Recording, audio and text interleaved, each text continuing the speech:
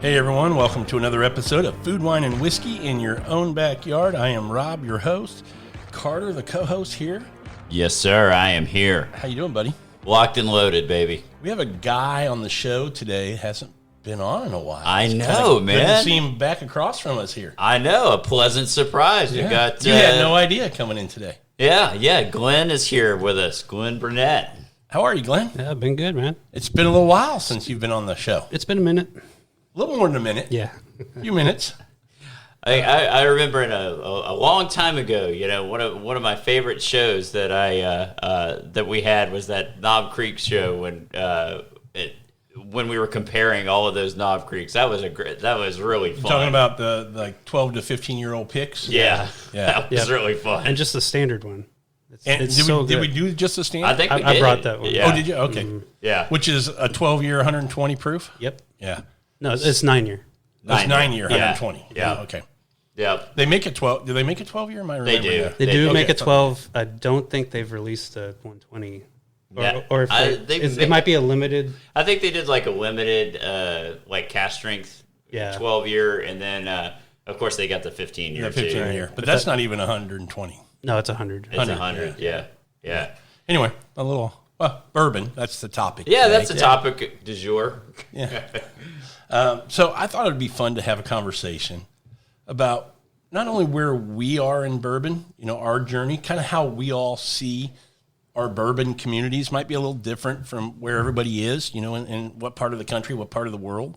I think when you talk bourbon, it's typically the U.S., where the big craze is. I think it makes its, you know, bourbon makes its way a little bit around the world, but I think the big craze is probably here in the U.S., and just kind of where we think we are in our journey, where we see bourbon, kind of how our journeys, you know, kind of developed and what that has been for each of us. Because I'm in a way different spot right now in bourbon. And this isn't not my enjoyment of bourbon. Man, I absolutely still enjoy bourbon. Me too. I'm enjoying some right now. Yeah, both of you guys are. But it's just how I enjoy it now versus how crazy I was early in my journey. Yeah. And I think it's going to be interesting is we're all probably on the same, I think same page as our journey is concerned. When did your deep dive into bourbon start? Starting with you, Carter. When did you start? Probably like 5 years ago. You know, I'd always bought it, but I mean, maybe, you know, I got really, really more into it, like, say, like 5-ish, 6-ish years ago, something like that. Same with you, Yeah, Glenn? basically that's right me. around the same time. 2016, somewhere in that year, Yeah. I started getting into bourbon Yes. and kind of finding the Houston Bourbon Society. We're in the Houston market. That was the big kind of bourbon community on Facebook for us. Yeah. And kind of learning about bourbon. You know, before that, if I drank whiskey, it was always a mixed drink, and it was typically Crown with Coke.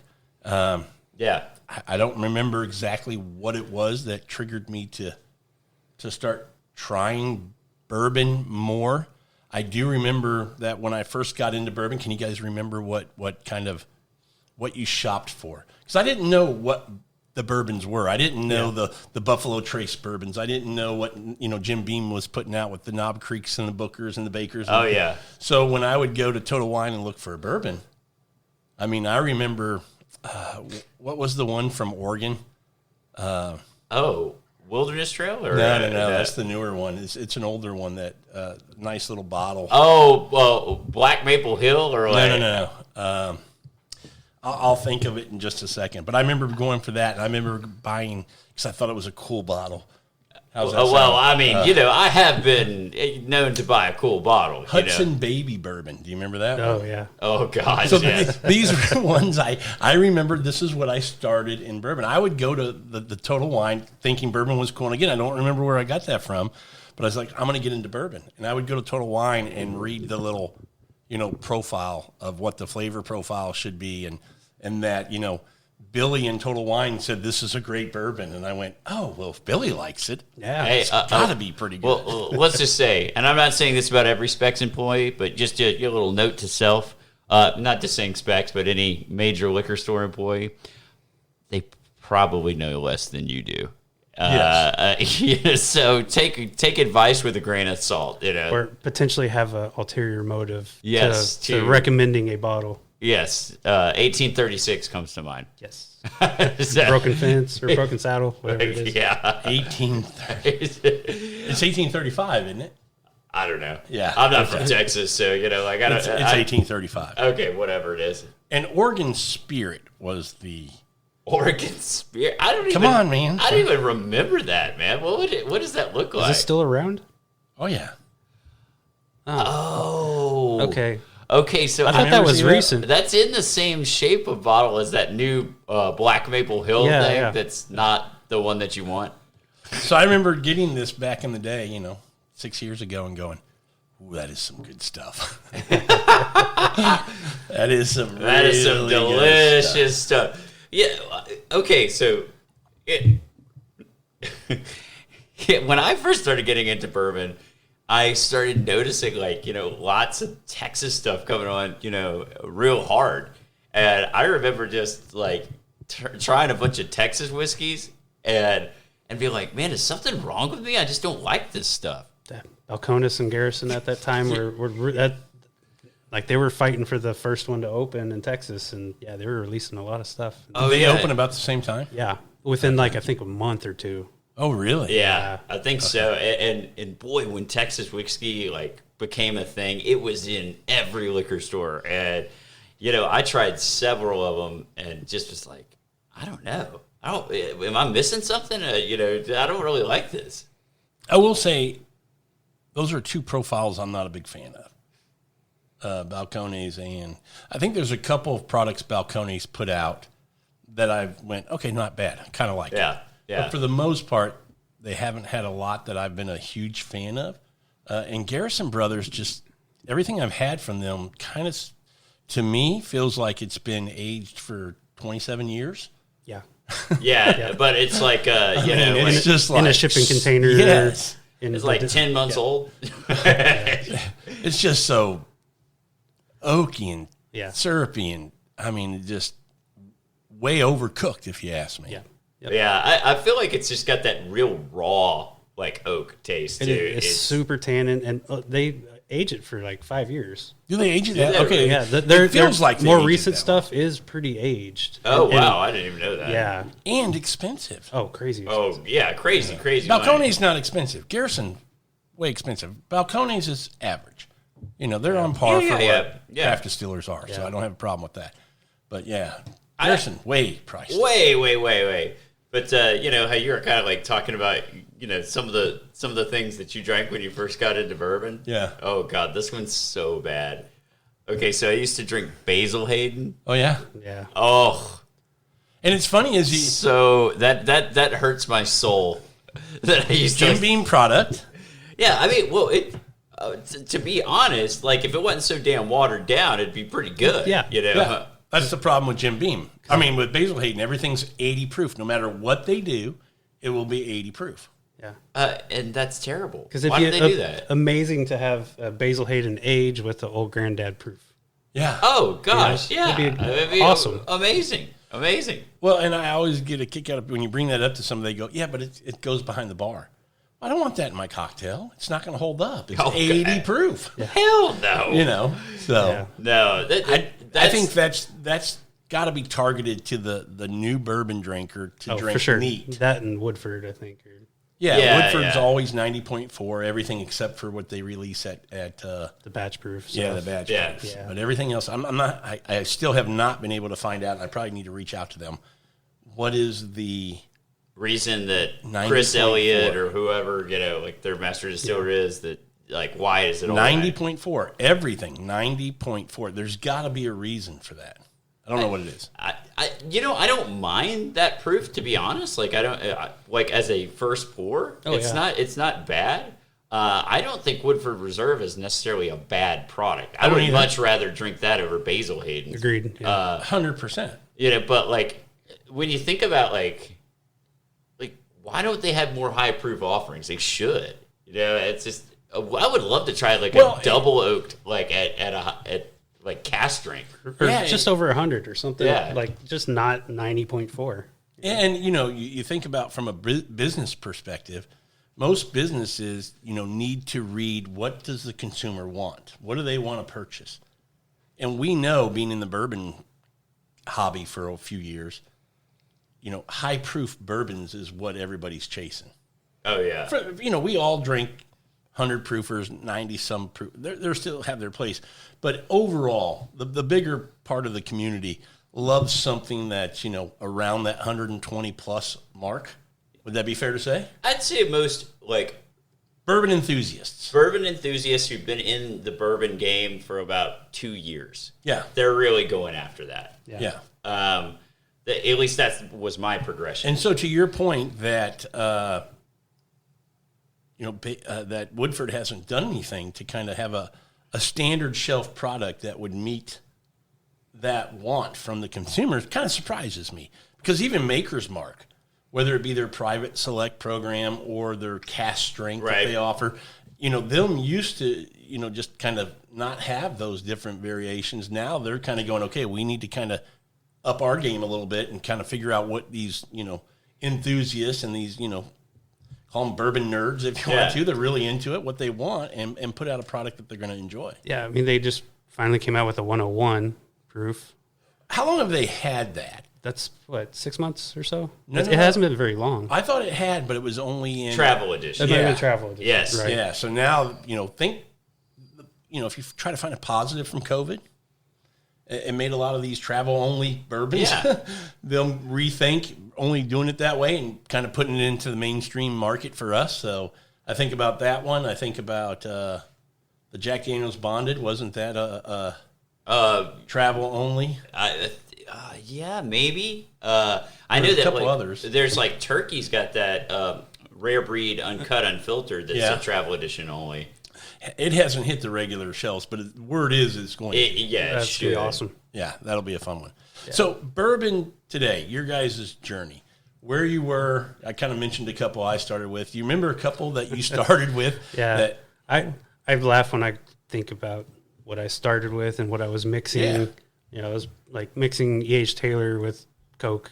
Were you really? Yeah, or Weller 107 or the stuff that was just we chased, or some of us chase now. Yeah, but it was just on the shelf every day. You're walking past it. I would just buy some of those random ones and try it and mix it. Yeah, because that's how I drank it at that time. Yeah. I mean, I remember. Oh my gosh, this is so bad. This is so bad on multiple levels. But I remember I was able to score a bottle or a handle of Weller 12, the big boy. Man, I haven't seen one of those in a while. You don't see them often. Anyway, I was mixing it with Coke.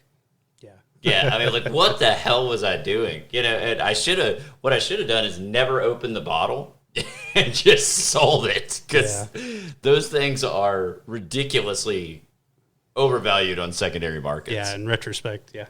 But anyway.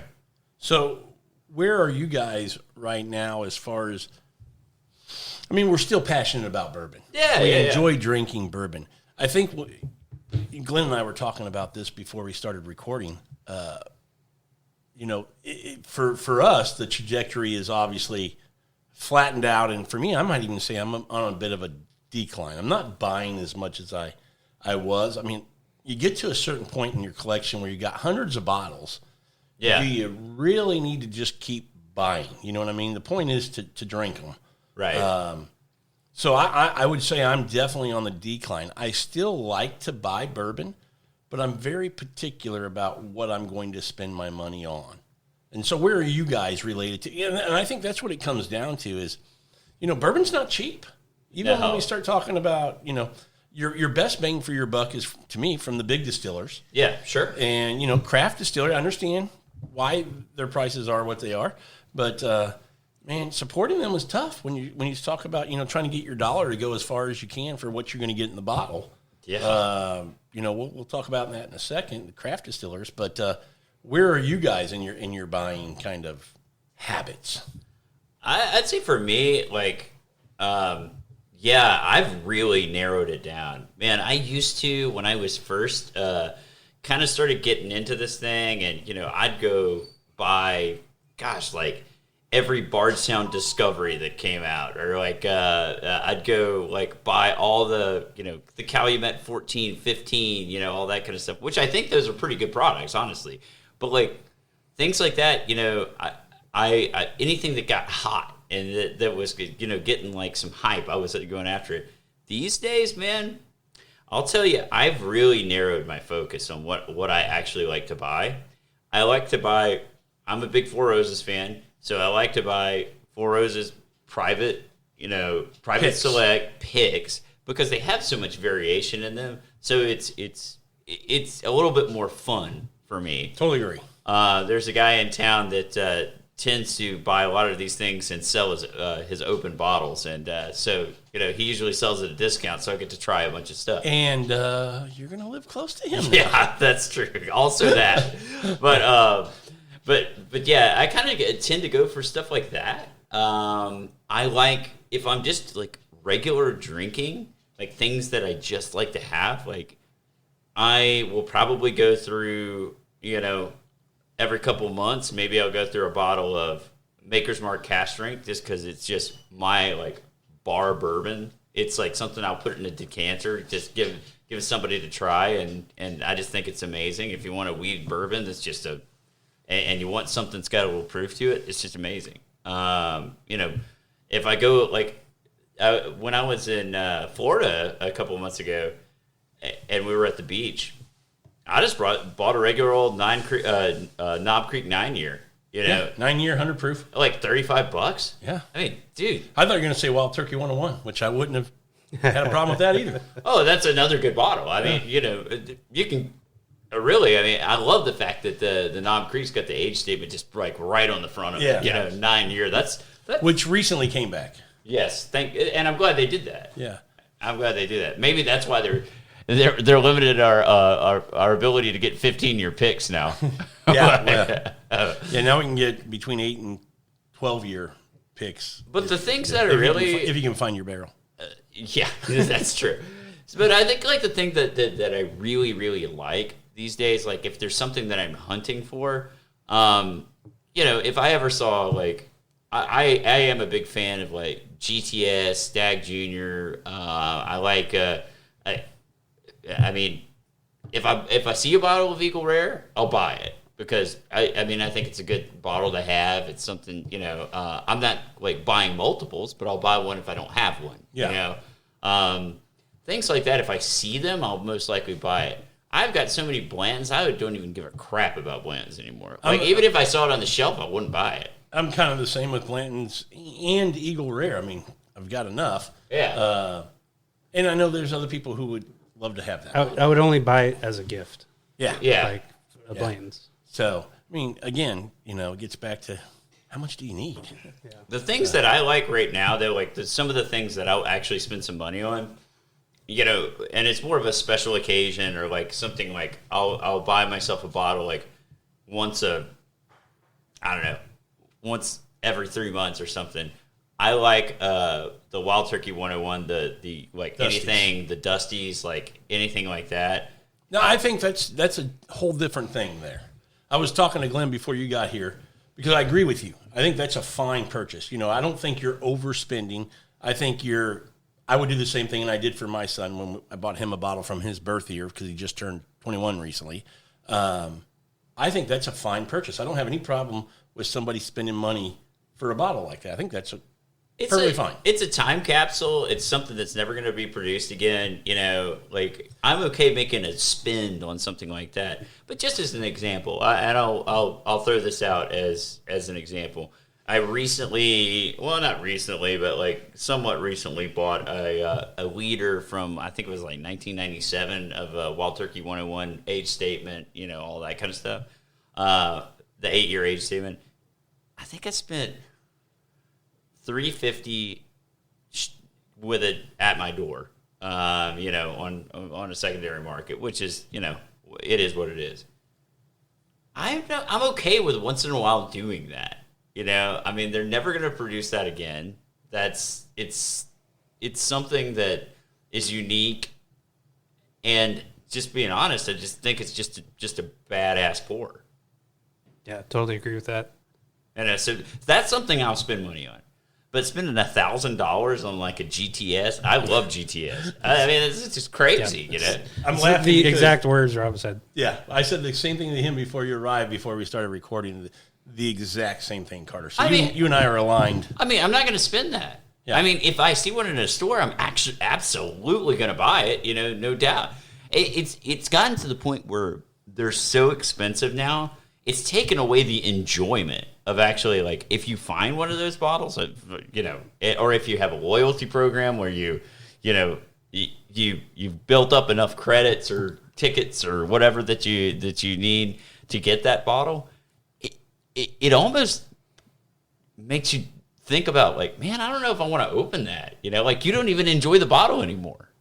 Like, I'd almost rather, sorry, I don't mean to dominate here, but, like, I'd almost rather go to a bar, pay the, you know, $37, $40 for a pour of it, rather than open up my $1,000 bottle. Yeah. You end up agonizing over it more than you do enjoying it. Oh, God. I mean, it's so, that's the thing that I really hate about bourbon. You know, like, enjoyment, I have, like, one William LaRue Weller, is someone comes over and they've never had it. Okay, I'm breaking that out and letting them try it. As long as they're a whiskey drinker. Yeah. Yeah. If they're like, if they can appreciate it. Yeah. If they're like, hey, can you get a couple cubes of ice and some Diet Coke? Yeah. And then you get the bucket out. Or maybe I've never tried whiskey with Diet Dew, but We'll have to ask the expert. The expert on Diet Dew. What's the other bourbon you said you recently picked up that is now a mixer for you? Oh, Benchmark.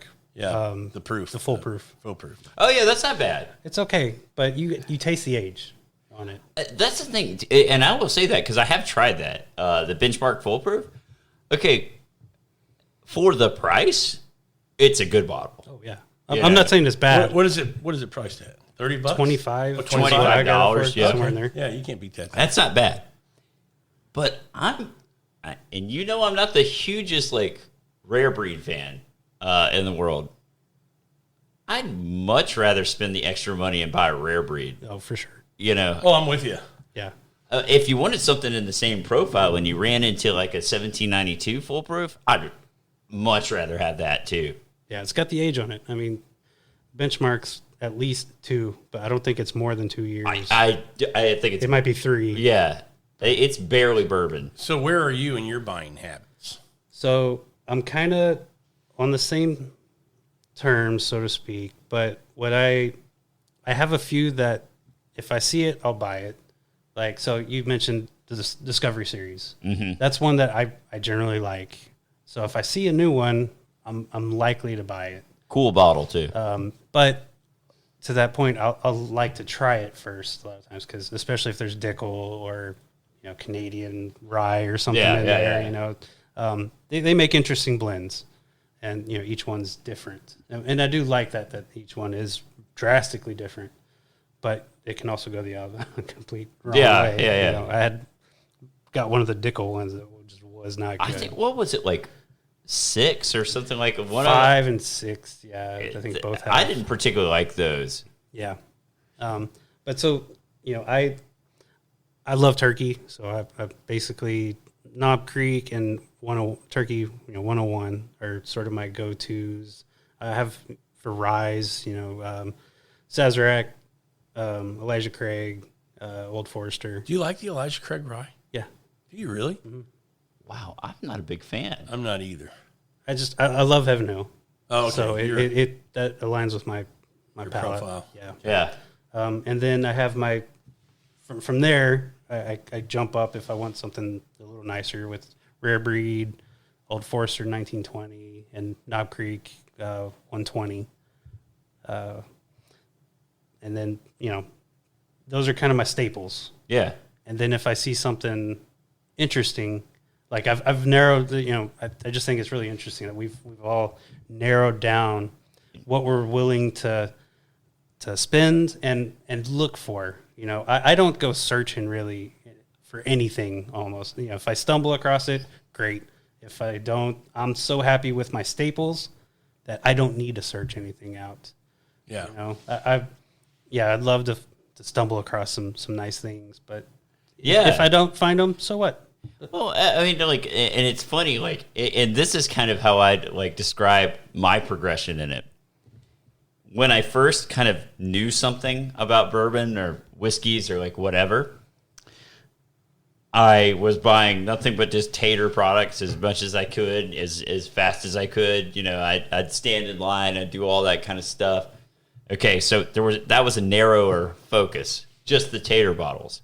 Then I went to the, like, let me expand my focus, you know, or let me expand my, my collection on these, like, all these special releases and things of, that, you know, different companies that are coming out, and, you know, they're releasing, like, higher age product, or they're releasing something, but it's a little bit more expensive. So I broadened things. Now I'm really focused again. Like, I'm back down to being focused on specific things that I drink. You know, like you hit on some good ones there. Like 1920, it's a great bottle. I will always have a bottle of that available, like at my bar, because Old Forester. Well, you know, I'm a big fan. Like Old Forester, 1920, 1910. You know, they do a good job. Yep. They really do. Their rye for $25 is solid. The rye is great, and that's my cocktail rye that I almost like always make my Manhattans with, and that kind of stuff. Does great. Like Knob Creek, that's just a great pour. What you have in your glass now is a solid everyday. Oh yeah. I got a small batch select. Four rows of small batch select. 104 proof, $52 to $55 a bottle. Fantastic pour. Beautiful. Yeah.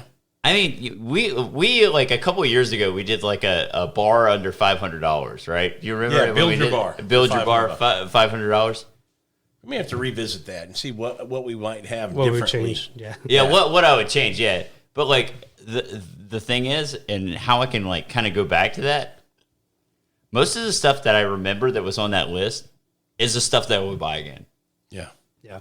Let me give you some statistics in the bourbon community, the bourbon sales, not the community, the bourbon sales in the United States. Okay. So this is sales volume of whiskey, not just bourbon.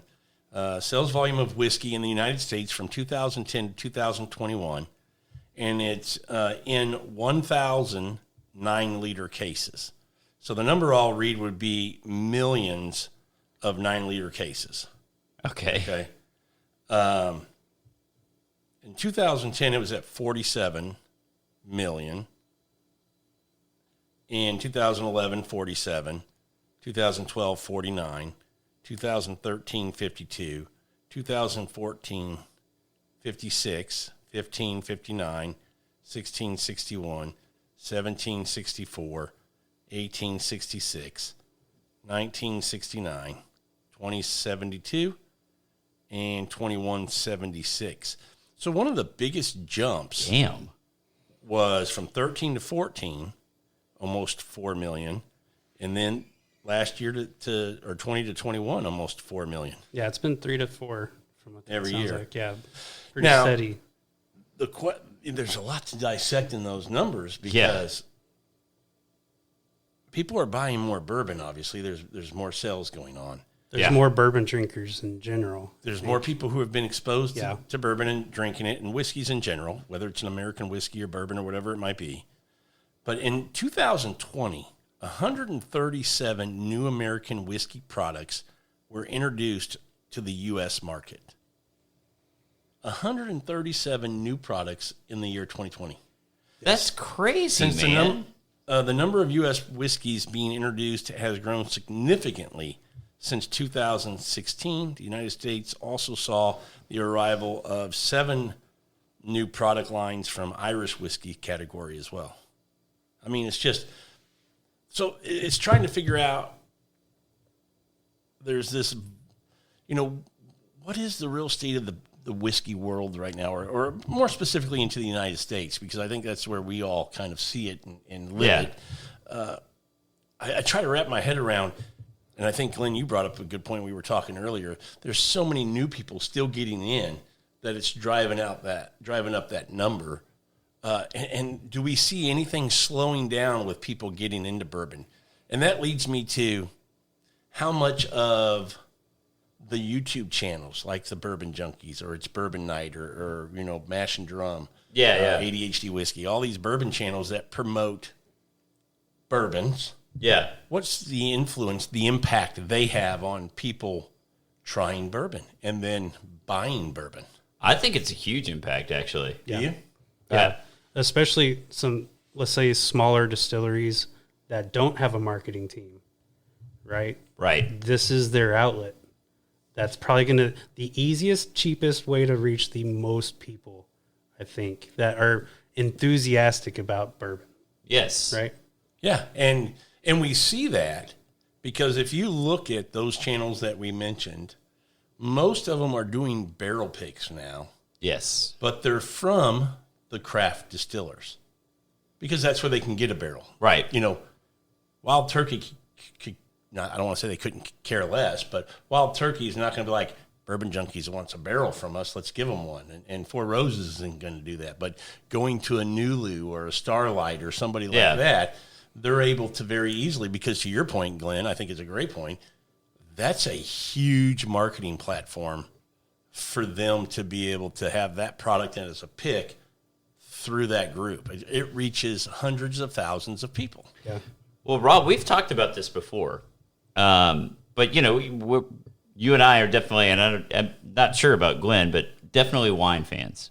If you look at YouTube, the wine content on YouTube is absolutely terrible.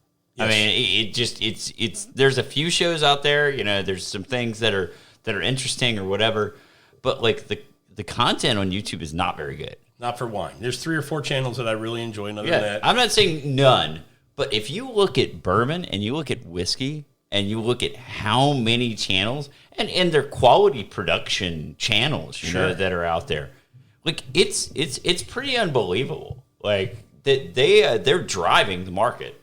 For sure. I would agree with that. I mean, you can rattle out people, Fred Minnick, Bourbon Junkies, Bourbon Pursuit, Mash and Drum, ADHD Whiskey, you can just... Bourbon Noir. I mean, there's a lot of bourbon blogs that maybe don't have a YouTube channel, but still have a huge following on how they're rating, suggesting, and putting out what you should be drinking, what you shouldn't be drinking. I mean, you can even get down to being as nuanced as one distillery, which is mostly what Dave Jennings does on Rare Bird 101. Sure. Which people listening highly recommend. Go over to Rare Bird 101. He's a good writer. Rarebird101.com is his blog. He doesn't do a lot on YouTube, but he has released one book, and another book is in print, getting ready to come out. Really great reads on Wild Turkey. He's become a real huge Wild Turkey fan. And I have no problem with him focusing on that one distillery, and he really digs in and gives you a lot of history. But he also has been able to develop a relationship with the Russell family and with the parent company. Campari. Thank you, Campari. Yeah. Where he has access to get in there and have some conversations and kind of get you some of these behind-the-scene things of what's going on, which is really, really cool. So I agree with you, Carter. He's a great resource for Wild Turkey things. Yeah, and a lot of these YouTubers or bloggers will get special releases way in advance of the general public, so they can drive some hype to these. Oh yeah, they all get media samples. Yeah, right. And so they might not be sponsored or have control of content, but they're a lot of these distilleries, they're putting out good stuff, so they're gonna generally say something favorable about them, and that's driving up demand. Absolutely. You brought up, I thought was a great topic for discussion, which was what the YouTube channels recently have been doing to Rare Breed. Yeah. Tell Carter what we were discussing on that. They've been doing a lot of Rare Breed verses, and love Matt with ADHD whiskey, but he needs to stop. Yeah. But he's been doing Rare Breed verses, like say Jack Daniel's Barrel Proof or Rare 1920, whatever barrel proof or whatever Yeah. breed. And the Bourbon Junkies did a couple of those too. Oh yeah. And so now everybody who didn't love rare breed, which has been a staple for so many of us, is being harder and harder to find. one of the best shelf whiskeys you can have now is becoming, because everybody's going, well, I need to buy a rare breed. Yeah. It's becoming a little bit more difficult in some areas. And especially with, the glass shortages that Wild Turkey has been facing, it's been less on the shelf than I've ever seen it before. Even our standard 101 sometimes there's been droughts they were of going that. back and forth with the glass, so it was like you might see a lull, and I'm not sure where the glass issue is as far as being worked out. But Is that one of the reasons they haven't done many Russell's picks? That's why you haven't seen any Russell's single barrels. That's interesting. So once all that gets worked out, I think that'll get resolved. But it was an interesting, point you made about the rare breed. I hadn't noticed. I've seen the videos, and all, ADHD was the one who did it, for 3 weeks straight. He did the most of them, Matt Porter. But at that time, I wasn't thinking how much of an impact this would have. But you've said that it's already being shown that those videos are having an impact on. It might be coincidental, Yeah. but it just seems to be not helping. But they have some big audiences. Oh, for sure. They have some big following, and they also have groups that aren't just following them on YouTube, but also on Facebook and things like that. So it's an interesting. Another thing you got to think about, and I don't know if this plays into it either, but I mean, you've got like big Hollywood celebrities, like a McConaughey or something like that, endorsing like Wild Turkey. Not endorsing. They're getting their own products. Yeah, I mean, his isn't name related. His is Long Branch, but everybody knows Long Branch is his bourbon. Yeah, He's an employee of. Yeah, Wild Turkey. Yeah, he's an actual employee. Yeah, so I mean, you think about it like, and I just remember, I don't know if you guys ever watched the show Justified or anything like that. Awesome show. You check that out sometime. But it was very popular. What's the bourbon they always drink? Blanton's. It's like all of these shows. Like I know you watch. Billions. I mean, Billions. just Michter's 25 always. like you've got all this, like all of this bourbon product placement that's in all of these shows. I mean, people. That's got to play something into it somehow. They're spending money to put that product in there. Sure. Yeah. So the market's just exploded. It's just unfortunately like my tastes have narrowed. They haven't expanded. Well, and for me, I would say refined. That's a better way to put it. Yeah. Not so much narrowed, but it's a willing. It's something we're doing cognitively. Yeah. That we're narrowing what we enjoy. We've narrowed that down. Okay, I probably don't. We can get some of these other ones that maybe are highly sought after, but do I really enjoy them that much? For me, I would say it's where I'm getting the bang for my buck. Yeah. Because let's talk about craft distillers. I think they're fine to be. I have nothing against craft distillers, except when I'm going to spend my money, I want the best value I can get. And I totally get that if they're buying bourbon from somebody, let's say they're getting some old barrels from Heaven Hill, they're not getting it real cheap. They've got a price to pay, which then they have to put a markup on. They have to do and then that gets passed to us. So if I bought that same product from Heaven Hill, it might be $20, $30 cheaper, possibly. That's where I start to go, I don't know if I want to buy that because I don't want to spend the extra money. Why am I spending the extra money when there's plenty of bourbon that I like for $20, $30, $40 less, just as well, or close to just as well, sitting on the shelf? And I do the same thing in wine. There's that law of diminishing returns, and that's kind of what I'm talking about here. A perfect example would be for me, non-distill or craft distilleries. a lot. We were talking about YouTube channels and these people who are doing picks from there. And sometimes I want to support these people. Yeah. They're getting a barrel. They need to sell this through their community of followers, through Patreon or whatever it might be. And a couple times I looked into it, and I stopped looking into it because a lot of them go through keg and barrel. To Bourbon Outfitters, another one. Bourbon Outfitters, but I've dealt with the ones I've looked at potentially buying was through keg and barrel, and it might be for a craft bottle, $65 for the bottle. Yeah, but then each bottle is $20 to get it shipped. Yes, and now you're into it for $85, and I'm going. If you're not, I'm not going to order. Yeah, if you're not buying, 6 bottles or something it's still $20 a bottle, right? But I'm just saying, it's to be able to reduce the shipping cost per bottle potentially. But that, like you're saying, that one is per bottle. So if you got 3, you're paying $60 in shipping costs. Whereas a winery, they give you $1 shipping flat if you buy 3 or more. Right. Or right. Absolutely. Yeah. So that was something that, my point there is the dollars, how I'm spending my money is going to be the biggest influencer on where I'm going to buy bourbon now. Yeah. Sure. I had a slight rebuttal to that, and I'm curious on your thought, Matt. Okay.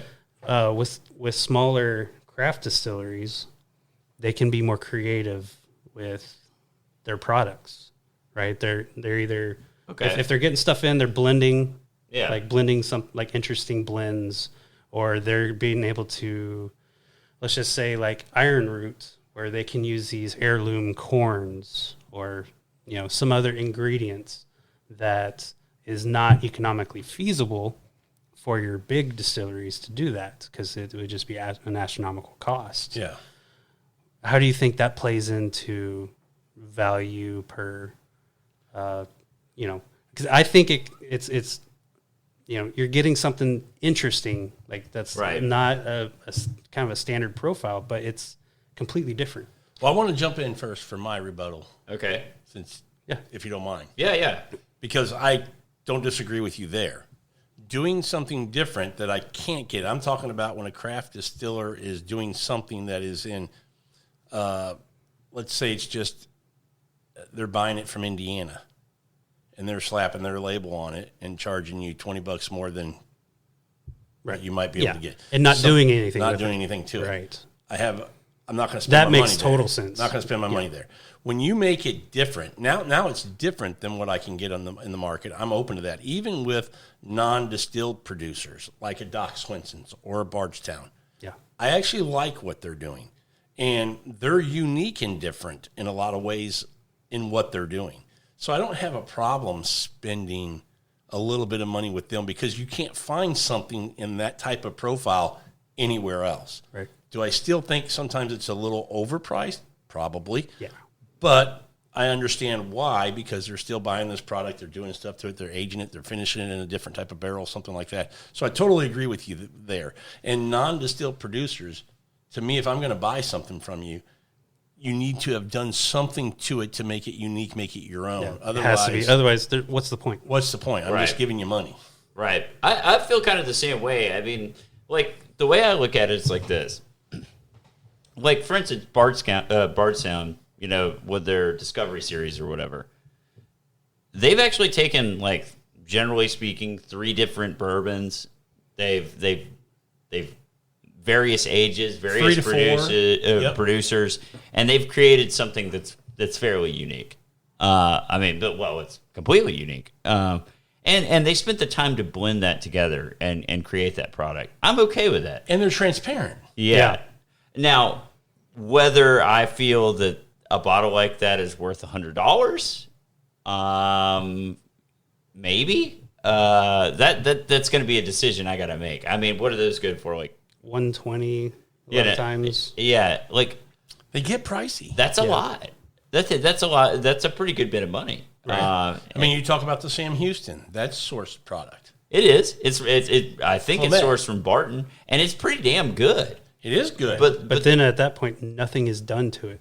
That's right. Nothing's done to it. It's just bottled. But and it's $100 and some a bottle. But I will say, in that companies and like Sam Houston and Calumet and those kind of things, you don't see just ultra aged like stuff sitting on the shelf very, very often. No, you don't. You know, you just don't see like a 15-year-old bourbon just sitting there. You know, you used to with Knob Creek Picks. You don't even see that. You don't see that anymore. So, you know, it's kind of your call, right? Do you want to?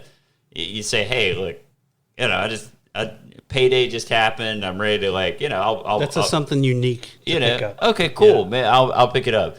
But it's not something that, like, personally me, that I would ever, like, just go for if I weren't just, you know, had a wild hair and wanted to give it a shot, you know? Yeah, and I'm not saying for anybody else not to buy that. They may think that's the cat's meow. How about that for a little? Oh, wow. Yeah. But for me, again, getting back to what I kind of define as my law of diminishing returns, a 15-year from them or a 14-year for 100 and out the door, say just sub $150, you know, I would still be happy with a rare breed that has 6, 8, and 12-year-old whiskey in it, or just a 12-year Knob Creek for, what do those go for? $70 or so? Yeah, something like that. I can get 2 of them, you know. So that, you know, that's the kind of buyer I am. You know, I'm always looking for value. I do the same thing in wine. Where do I get my value? And to me, in bourbon, it's the big distilleries. It's not the craft spots. And I don't have a problem with craft. I mean, support them, and if you can. But they got to do something that makes me go, I can't get that from anywhere else. Yeah. And so I want to have that because it's really good, and it's worth the additional spin for the unique thing you're doing. Bardstown is a perfect example of that. And, you know, finishing in different barrels to get, you know, different influences into the whiskey. I think that's cool. So, I mean, the thing that comes to mind is, like, you know, the port wine barrels or, you know, rum cask and things like that. Yeah, I mean, I think that's unique. I think that adds a little bit to it, something that I'd like to try. But I think I'm starting to become more of a try before you buy rather than take a chance type of guy. Yeah. Yeah, I am too. I think big time. Where do you see that there's still going to be enough young drinkers into bourbon? Because, man, I'm impressed, and I don't know if impressed is the right word to use, but maybe in awe of the young palates that enjoy bourbon right now in today's world. I remember growing up, I had to drink it mixed. I didn't drink bourbon neat. And now we know people that are in their, you know, mid to late 20s, early 30s that have an enormous collection of bourbon and whiskeys and have a really good palate of really enjoying that whiskey. And it just wasn't something when I was young in my 20s that anybody did. Nobody, you know, it was always a Jack and Coke, a Crown and Coke, or a Jim Beam and Coke. It was always a mixed drink, a cocktail. It wasn't a lot of guys sitting around drinking it neat and really kind of analyzing and enjoying what was in the glass. I mean, I like that. You know, I actually like that because, you know, But do you see that staying on this growth of people continuing to do that? Not forever. But they'll move on to another spirit that they'll get like that on. You know, I mean, I've started seeing tequila being one of those spirits, like agave-based spirits. Rum, still a little niche, but coming around. You know, I could see people just kind of moving on to different things that they think it's cool. But, like, overall, I'd say, like, just in general, drinking culture is just better than it used to be. Yeah, I think the culture for anything related to food and drink is better than it used to be. I mean, when I was in college, you drank for the result. For the effect. Or the effect, you know, which was, you know, feeling good and having a good time. You don't do that anymore? I do some of that too. But, you know, I have 2 loves now. the taste and the effect. Well, the reason I was asking the question about do we think there's still enough young drinkers, because we're at a point where I would say if distilleries looked at us as how to forecast for what they need to produce, they're going to slow down. But if we look at the new guys coming in, the way Buffalo Trace is expanding, and another, you know, Four Roses is about to have a big expansion in rick houses and warehouses, and Heaven Hill just had their big one. I mean, they're forecasting that the boom isn't anywhere near over. They need to put stuff away and start getting some age on it, otherwise they're going to only sell 2-year whiskey. Right. Well, I mean, selfishly for myself, I hope that 10 years from now that we're looking back, nobody's liking bourbon, and they built up all these stores, and and I'm just able to buy Wild Turkey 101 that's like got Wade 15 years, like Wade and juice in Randy it. did. Yeah, like, Back when they just go in and get George T. Stagg and William LaRue Weller and get cases just because they just on the shelf. Buy it. yeah, that would be lovely for me. Yeah. But it's I don't know that that's going to happen. Yeah. Well, I'm just there's got to be a breaking point, and I don't know that we're there as far as a bourbon community. I've obviously 6 years in have hit my, I call it a breaking point, but a no longer super tater. I'm still a tater. We're all taters. Yeah. But no longer, to your point earlier, Carter. Standing in line for me and Glenn have been at some liquor stores at 6 o'clock in the morning, waiting for them to open at 10, getting in line. I ain't doing that no more. Yeah. Not anymore. Yeah, forget that. I see posts on like Facebook of people that have, basically this, like all your Buffalo Trace allocated kind of stuff, not the antique collection, but, I just got into bourbon this last month. None of them are open. None of them are drank. And how did I do? Kind of thing. So to your point, like we're kind of leveling off on, all right, we're dialing back and we know what we want. We know what we like. We're just focusing on that. But then you have all these kinds of people coming in, and not that there's anything wrong with it, but I just see a lot of that with newcomers of like just hunting this stuff. But that's my question. And so like they're taking up our slack. Yeah. And so do we think there's as many of them coming in, or maybe more, I think possibly than more. us who are, because anybody in my kind of group of friends, people I know and had this kind of conversation with, they're all in the same boat as us. They're pulling the reins hard, slowing down, drinking what they got, looking for only what they enjoy. They're not going crazy over stuff. But it seems like there must be enough people still getting into it. Here's a question for you. How much does Facebook groups impact somebody's enthusiasm for bourbon? And I ask that because there's a group in our market that sometimes, the new guy coming in can really get shit on.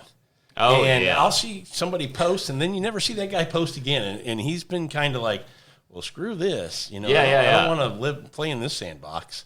That's I think it. I don't think it negatively impacts like that person's desire to go out and get bourbon or anything like that. Maybe not. Yeah, I wonder, because if you're not in that community where you're getting that vibe and that hype, you kind of tend not to. If you're not in that kind of that whirlwind of kind of excitement, you're not quick to pull the trigger as you would be if you were. Yeah, maybe, but like I think there's a home for anybody who's like out there looking. Like, I mean, there's a lot more accepting communities that are national or whatever, as opposed to maybe some local communities that are a little bit more prickly. When it comes to things. And I would also say there's a lot of communities. Some do a better job of managing that. Not letting people. Yeah, I agree. Crap on people all the time for what, because we've all been there. Oh yeah. I mean, I remember getting a bottle of Blanton's and thinking it was the greatest thing ever. Oh yeah, of course. Yeah. I did too. Well, I remember last Thursday. Yeah. I actually remember like there was a time. I mean, it wasn't that long ago where I could go in and get a bottle of Blanton's like easy.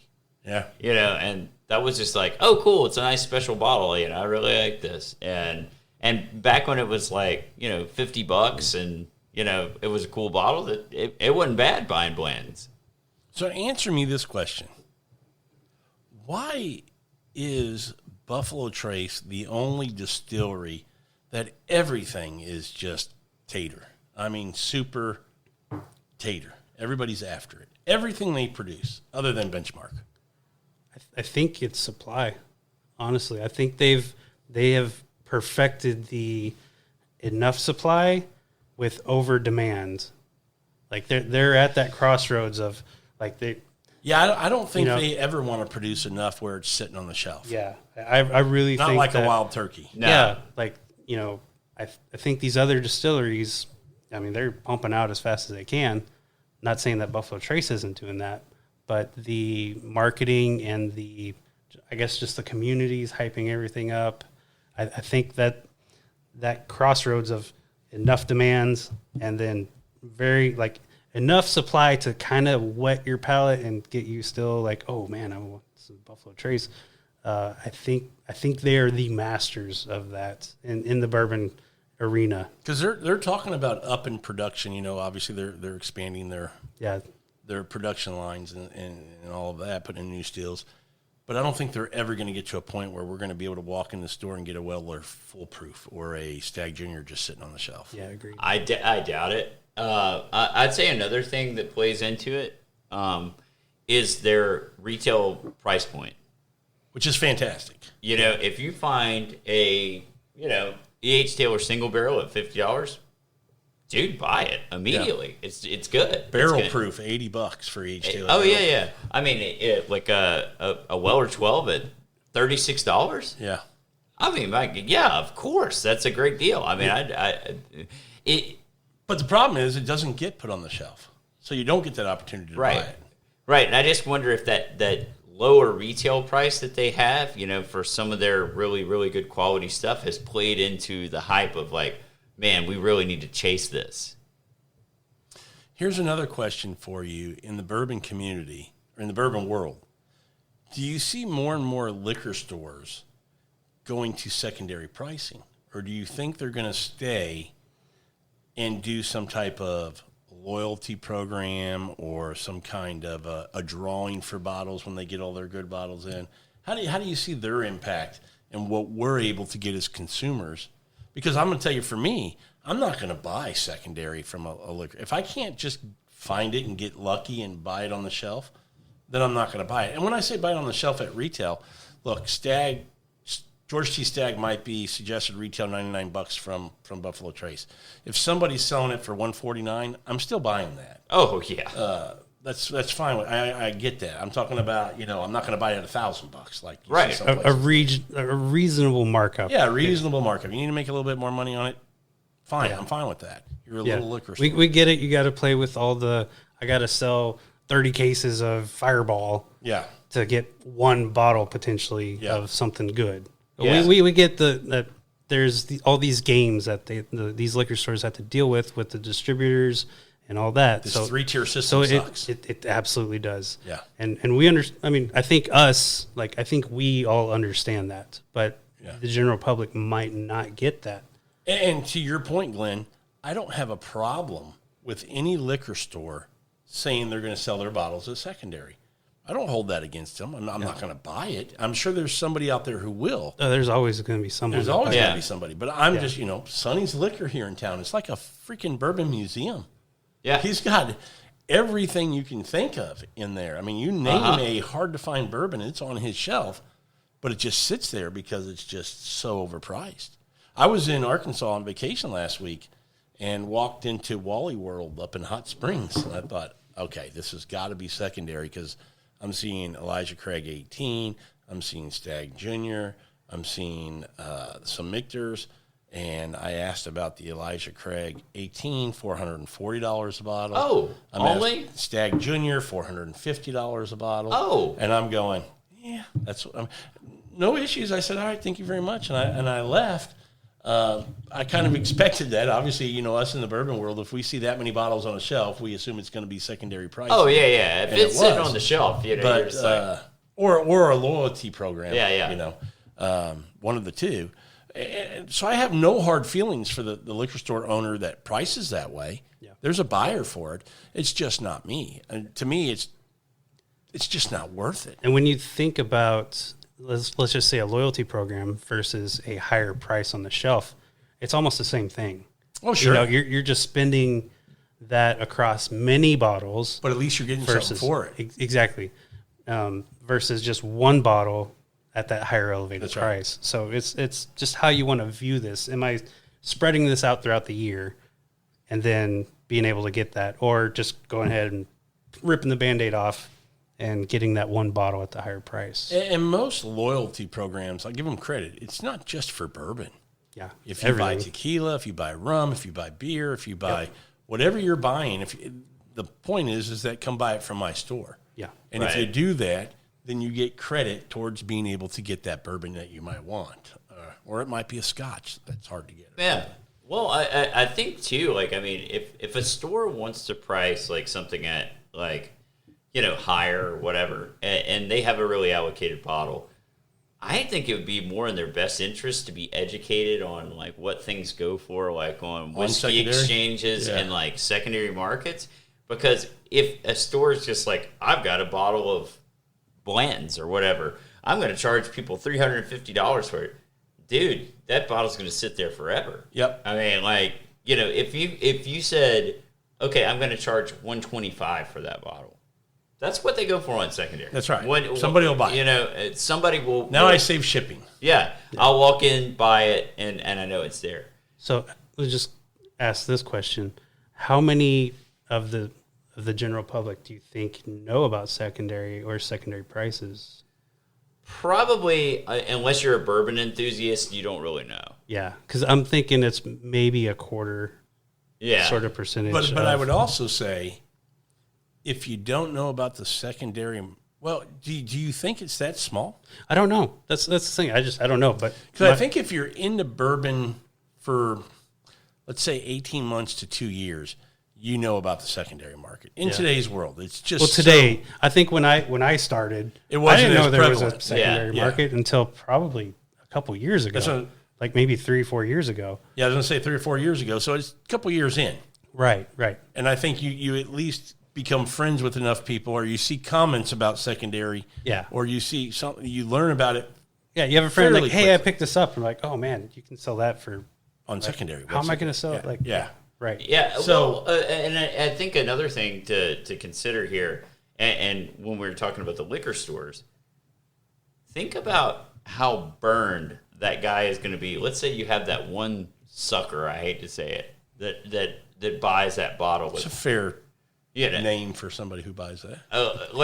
Who buys a bottle that is double what secondary is. As soon as that guy finds out that like that store charged double like what a secondary store or like a secondary market price would be, do you think that dude's ever going to go back in that store and shop again? No. Then why would you price it like that? Because they're looking for I think in towns like where I was, they're looking for the passer through. That's what Sonny's does here. He's looking for the guy that's in town. Hey, is there anywhere I can get good bottles of bourbon? Yeah, you can go to Sonny's. They travel. They come out here. They buy it for my buddy's getting married. I need a good bottle. Yeah.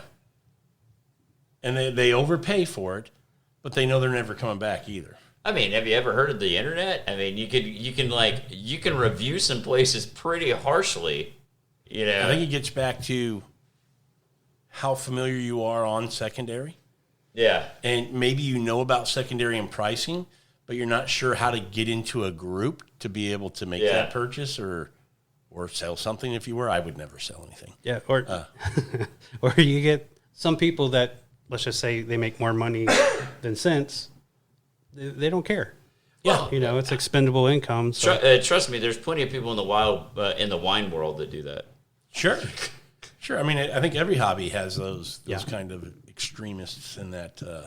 Oh yeah, I mean, hobbies, definitely, whatever. Definitely. Yeah. But I don't know, man. Like I just think about like, you know, if you buy that bottle, and you're around somebody who knows anything about bourbon, you know, and they know generally what things go for, like on a secondary market perspective, and they say, dude, what'd you pay for that bottle? Like, you got hosed, man. Yeah. That person's going to get pretty pissed. Didn't that happen to you? Was it Weller 12 or something? You got to point that out, Glenn. I've said it on a couple shows. I almost brought it up again, but yeah, you brought it up. I absolutely got hosed from Sonny. Yeah. When I first got into bourbon looking for bottles, I remember first finding at a liquor store Weller Special Reserve. Oh, man. And I went, wait. Weller's supposed to be hard to find. And this is Special Reserve. This has got to be good stuff. That's got to be some high quality stuff. This is the top shelf Weller right here. $35? I'm getting 2 of these. Little did I know later on, that's on every shelf in most most liquor stores here in Houston for $20 or whatever it is. Yeah. But then I found out Weller 12 is what you're looking for. Oh, okay. Well, let me go up here to this little liquor store I see up here called Sonny's. Well, he's got Weller 12 for $150 a bottle. Well, gosh, give me 2 of those. And little did I know, it's a $30 bottle back then. So, yeah, I've not bought Hey, they go for $240 now. Now they go for $2. If I look at it like that, I got a deal. Yeah. I made out all right. Yeah. I don't know what they were going for secondary back in 2016. This is when I made that They were purchase. not going for that. I don't think they were going for 150. No. I think I got, hosed, as you would say, Glenn. But, look, I never have a regret in anything in life. You learn from your mistakes, Yeah. and that was one I definitely learned from. There you go. It won't happen again. You've walked away, and if you learned something. And value is always a matter of perspective, right? Sure. What you think is a value, I may not. And somebody at $150 might be, I'll buy those all day long. That's fine. If they think that's a good price for what they're getting, I have no problem with that. Just for me, I got hosed. Right. Yeah. Weller 12 is solid, but it ain't $150 a bottle. No, not at all. Not at all. Yeah, but anyway. So I don't know. To sum it up, what would you say for bourbon? Where do you see it in the next 5 years? I think it's going to keep expanding. You're going to get younger and younger product, less old product available until like some of these big producers can catch up, and you're going to continue to see prices just go up and up and up. Do you think the big producers are putting things away now in current warehouses to get age on it to start that process, and the new ones they're building are going to be for that 2, 3, 4 year product that they're going to push out? Is that the way they're going to approach it? I guess everybody could do it differently. Yeah. Who knows? Timelines, I guess, matter. You've got to think about the economics. The faster you can produce that juice and sell it, the more instantaneous money you're going to get. And I see a lot of young whiskeys, 2, 3, 4 years old, that are selling for between $75 and $100. Oh, which is crazy. That's crazy. Nuts. That's nuts. But that's the craze we live in. It's a cool bottle. Yeah, and I mean, bourbon's all the rage. And you know what? I'll say this, I love whiskey. I love bourbon. I love rye. I like all this stuff. This is stuff that I drink. But, even an enthusiast, somebody who like really, really likes it, it comes to a point where you go, this doesn't make any sense for me. Yeah. So anyway, I guess I'm kind of like starting to become the get off my lawn old man when it comes to bourbon and whiskey and rye and things like that. But I don't know. That's just where I'm at right now. How about you, Glenn? Where do you see yourself? Where do you see the bourbon community? You think you're going to kind of stay on this trajectory where you're at for the next foreseeable future? Yeah. I don't see me really changing from where, I know what I enjoy. I'm good with that. It's economical. I think where it would change is if those economics change. If we start, let's just say our beloved 101, let's say it becomes $40 bottle. Am I going to still do that to the same extent? Maybe, maybe not. I don't know. Yeah, you might look for something else that. Yeah, right. So that might drive us to reevaluate. Yeah. Further down the line. But, I think we know what we like, and I think that, there are values out there right now for what you can get, quality products. My hope is that a lot of these major distilleries are going to keep those, even if they get a little more expensive. So what? It's inflation. Yeah. It happens to everybody. It's just sure. But if they can remain at that and still have a quality product, I don't see it really changing much. But I do think that we're going to see more and more people getting into bourbon and what that does to the market, with more demand. How supply is going to keep up, it's yet to be seen. But my hope is that all these extra rick houses that are going in, new plants, new bottling lines, all that stuff, hopefully that can keep up. Yeah. I agree with you. I don't think I don't think there's anything in the market that's going to come out that's going to change me to going back to chasing something or getting in line or waiting for something. There might be something new that comes out that if I see it, great, I'll pick it up, right? If I see it, I'll pick it up. I'm not going to wait in line. chasing. I don't think there's anything that could come out that I'm going to wait in line for unless they tell me I'm guaranteed to get a bottle. Yeah. I might wait in line if Michter's 20 is coming out and they go, doesn't matter, anybody in line gets a bottle. Then I'll get in line. You mean like the 4,000 bottles they release? Yeah. You know, like so, when probably they have not a those good releases. example, but I was trying to think of something very, very rare. Yeah. Otherwise, I'm not waiting in line for. I'm just not going to do that. I agree with both of you that I'm going to be where I'm at. I'm in a happy spot with bourbon. And let me just say, I'm a huge bourbon fan. I still thoroughly enjoy it.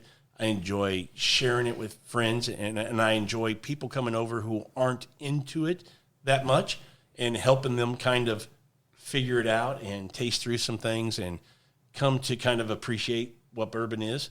I think we're all kind of that way. I'm just over the craziness of it. Yeah. And that's the only word I can come up with. It's just crazy. Oh, yeah. And I don't think Weller products are going to change. No. But I also don't There'll be 5 more labels come out. Oh, yeah. They'll do some more things to create tater bottles. Yep. But I think, Glenn, because all the new people coming in and that huge volume of people, and I think you're right, is going to continue to have these younger people drinking bourbon, I think they're going to continue to chase those Weller products and those tater bottles that, for the most part, we hope they leave our stuff alone. I think for the most part, they're going to leave our stuff alone. I think the 101s from Wild Turkey, the rare breeds, the Russell's line, I think the Knob Creek line is going to be pretty safe. I think the Four Roses stuff, the Old Forester. Yeah. the Old Foresters, I think most of that product that we really enjoy, that gives us a kind of wide range of profiles that we can kind of tap into, Heaven Hill products, are still going to be there for us. I have one question for you guys. So I know for me, if I see this, I'm going to likely to pick it up. It's store picks. Oh, that was part of our conversation. If I'm going to chase something, that's the only thing I'm going to go potentially try to get something of. Yeah, wait in line. But I really hope, like some of the stores around us, they do a sell online that you can just pick one up. Yeah. And then go pick it up at your convenience. Dave Scott, a good friend of ours, a regular on the show, loves what's the one in Mississippi? Maisanos. Yeah. Maisanos. Yeah. Because they do a lot of picks, quality picks, and he can just buy them, and they just create a little locker for him in the back. And when he goes through, he'll pick up 6-8 bottles, whatever their picks were for the last year. He goes through once or twice a year and gets his bottles. So to your point, I think that's a great way to do it versus making you stand in line. Yeah. For sure. But I think, a quality store pick, or even most store picks, like that's back to like our craft distillery discussion, something unique and different. That's where I see a value in a lot of store picks. That's why we like store picks, because they're typically a single barrel. So they're not going to be the same. Even if one store does one, it's fun to buy the other store who does one as well, right? Because they're two different barrels, and you get to have a little, Specs does an Old Forester, and then Longhorn Liquor did an Old Forester, and then, Ryan's did an Old Forester.